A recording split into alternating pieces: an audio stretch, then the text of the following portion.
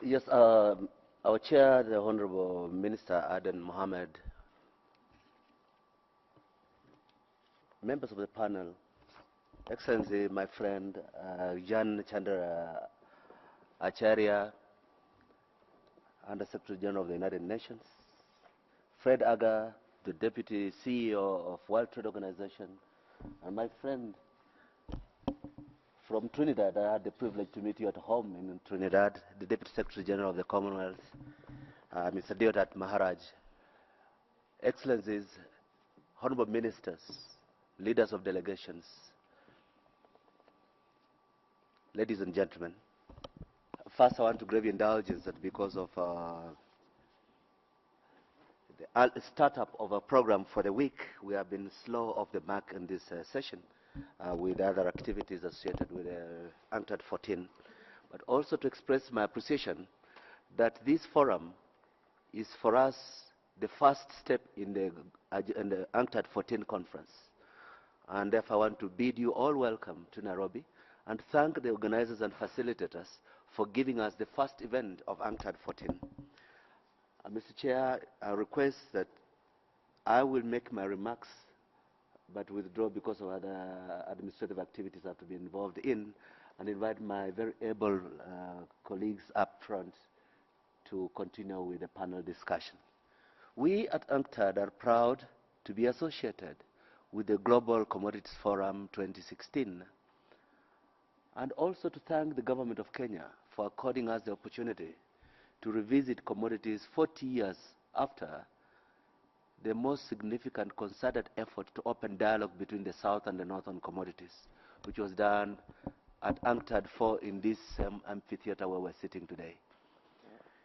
Nairobi then gave a promise that international solidarity, disciplined market access considerations will help to grow commodity-dependent countries out of poverty.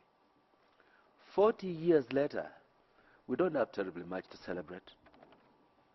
You could only say basically the largest commodity-dependent countries of that era, which have managed to go out of commodity dependence and vulnerability, are to a large extent Norway, Malaysia, to some large extent Chile.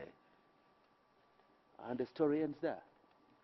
Now that's a very, very small percentage to count on evidence of transition. But what are the challenges? First of all, the cycles of boom and bust in the commodity markets often give the false impression, and we're low, we're expecting there'll be a boom, and therefore our problems will be over. Secondly, substantial rents from natural resources sometimes compromise the long-term vision of political leaders in many developing countries, that they do not persistently look at how to diversify, why to diversify. Today, we meet at a particularly challenging time. One, with the flat commodity prices around the world.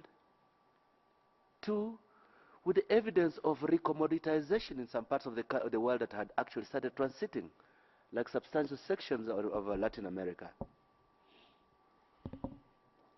And we are hoping that in this forum, over the next 2 days, you will start a discussion that will inform much of the rest of the UNCTAD conference in Nairobi next week. We trust that you will help us understand more sharply the dilemma, the paradox of an enabling and liberative technology, which is also undermining regulatory strengths of economies that are dependent on commodities. One way we can look at it is, for example, that ICT-led innovations have assisted to speed up trading and reduce the cost of trade through concrete trade facilitation mechanisms. But on the other hand, ICT has been a major enabler of illicit transfers out of commodity-dependent countries. Many of you might have seen our UNCTAD World Investment Report 2015 documenting up to $100 billion worth of illicit transfers out of developing countries, mostly out of investments in the commodity sectors. In the course of this conference, you're going to see a fresh report that we're just publishing with us astounding statistics about mispricing, misinvoicing of commodities. Empirical studies that we have done in South Africa, Zambia, Cote d'Ivoire, Chile, and Nigeria. All it calls for is that beyond looking at how do we diversify, we must also start addressing how do we stem illicit flows out of commodity-dependent countries. How do we create the fiscal space, the financial resources that are necessary to diversify, to build an enabling infrastructure for alternative livelihoods, to build the human resources, to finance innovative links between research and production, to lift the dependent countries out of the vulnerabilities of commodity economy. I am optimistic that despite the limits of evidence of success, 40 years after Nairobi, we have much more innovative thinking, greater intellectual firepower present today on the commodity frontier than there was in 1976. And I'm confident that with your diverse experiences and competences, you will help us in a concrete way